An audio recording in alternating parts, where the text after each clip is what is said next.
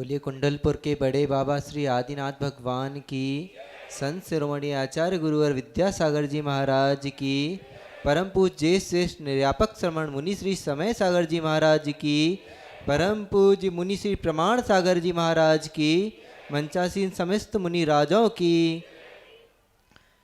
महाराज जी, मेरी दीक्षा लिए अभी 5 वर्ष हुए हैं और 5 वर्षों में क्या होता है, बहुत से लोग आते हैं और बहुत क्वेश्चन करते हैं कि महाराज जी हमसे क्या गलती हो गई, आप तो हमारी साइड देखते ही नहीं हैं, ऐसा क्या हो गया।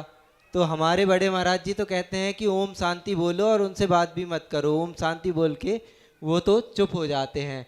लेकिन मैं ओम शांति तो नहीं बोल पाता हूँ, तो मैं चाहता हूँ कि मेरी ओर से आप सभी को जवाब दे दीजिए कि क्या होता है। देखिए, महाराज श्री ने बहुत ही सामयिक बात रखी। आप सबको एक बात सदैव ध्यान में रखना चाहिए कि कोई भी साधु आपके दर्शन की सामग्री नहीं है अथवा केवल आपके बातचीत के माध्यम मात्र नहीं है। सबसे पहले वे एक साधक हैं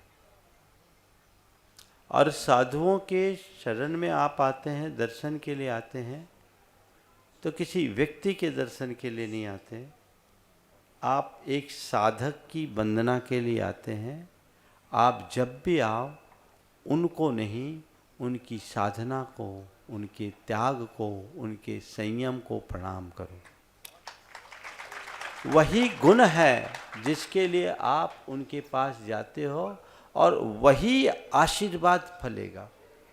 अब आप उनके पास जाकर यदि उनकी साधना में खलल डाल रहे हो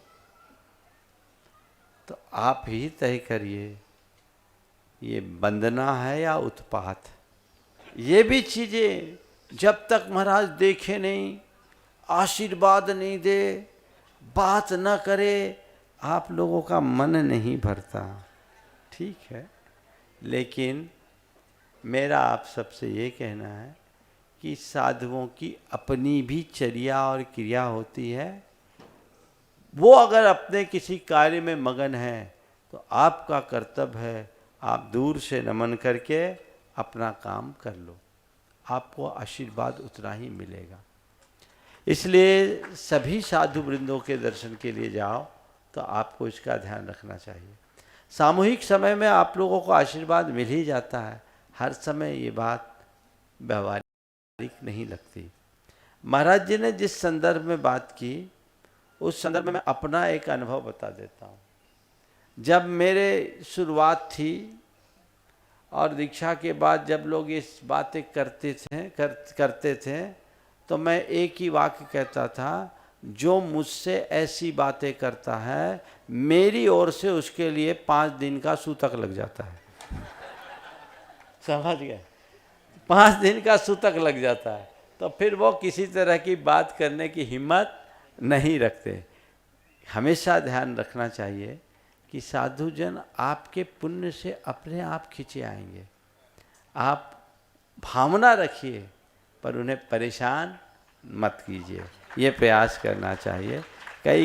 कई लोग ऐसे होते हैं जो बड़ी ज़्यादा अपेक्षाएं पाल लेते हैं, उससे बहुत सारी समस्याएं आ जाती।